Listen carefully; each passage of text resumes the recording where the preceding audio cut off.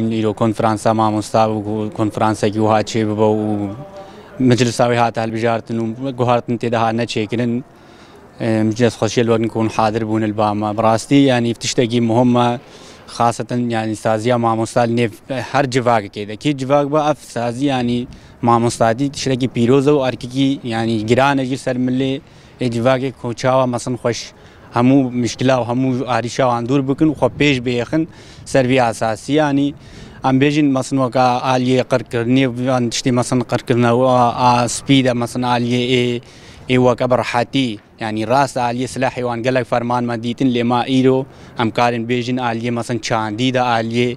اي جواكي دا يعني قركرنا كل سر ما هاي او جيتشي آلية مدرسة ومثلا رشكرنا جواك اما يعني بيجين مدرسة عربة هنا مدرسة مثلا هر جواكي كي هر نتاوكي مدرسة كخواها او جي چه تشتي سر فكري خوا و مثلا مجتمعي خوا بوي دراستي وبوي قلمي بيش دن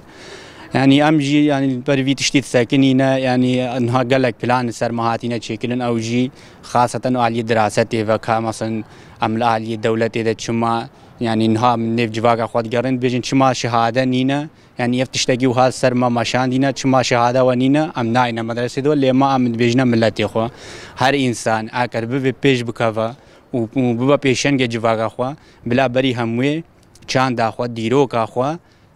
ناس بك ناس نامه خو ناس بك او جيب تشتي اب عاليه دبستاني خو يعني عاليه جواك خو بيرو باوري خو اولا خو يعني ام سروان اساسا ديروكا ازدات يم الدنيا يعني اولا ازدات يم دبستاني خو ده افتشتي وها هم يعني از دي چند شكر هاتين از دي چين از دي كينا وان تشتي وهم بزاروكا دنا ناس كدن والسرفي اساسي ام زاروك خو پروردت كن وجما هيفيج ملت خو هي يعني من الفيدريت بيجن زارود خو دبستاني خو قدنا كن دور ناكن يبقى اف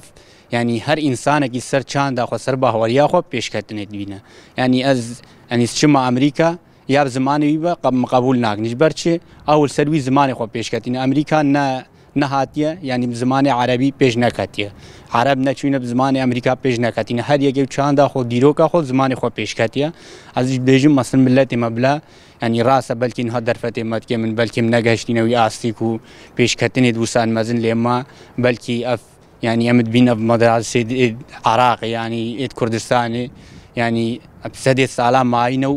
ووقام مزحمتين مصدر جديدين هاتانا كي غشتينا في استي اكاديميه خو جامعه خو فكرين النف خو پیش کتنين مزن بدس خستينه اما از لوي باوريه دما بلكي راس مش اف 6 سال مش چادره كي دست بكر السر في اساسي كو زمان خو چاندا خو بدن ديروكا خو بدنا پیش نينا قركرين ام وندانا بن يعني هناك درفتين ما تشيبونا اللي ما الفي باوريه دما ك سر اساسي مشيان وملتي ما باوري داما امي بيش بكافن ومي يعني بقى نطانا كي اكاديميه مزن ومي جهان امير خويا بكن انه امهنا زمانك ما هيا يعني چاندك ما هيا ديروك ما هيا حتى دني از چم عربي بخوندم يك جنابي كايز داتي شكر هاتينه حتى دنيس كرديا سوراني بخوانم يجي نابج شنغال تشيو ازداتي تشينا امجي سرفي اساس يعني دا قركرنا كبسر مدني اف يعني خاصه مثلا قركرنا سبي هيش كدني اف تشت مثلا هاتيا بيش خستن بيشتي سلاحي فرمان هاتينا سرما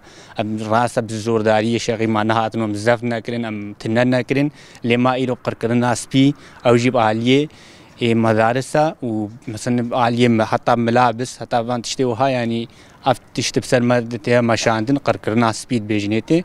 ما هيفيج ملتي خوها يعني پیش کتنه دوها چه بكن او زارو كد خو فير بكن هكا انه چاند كوانو ديروكا وها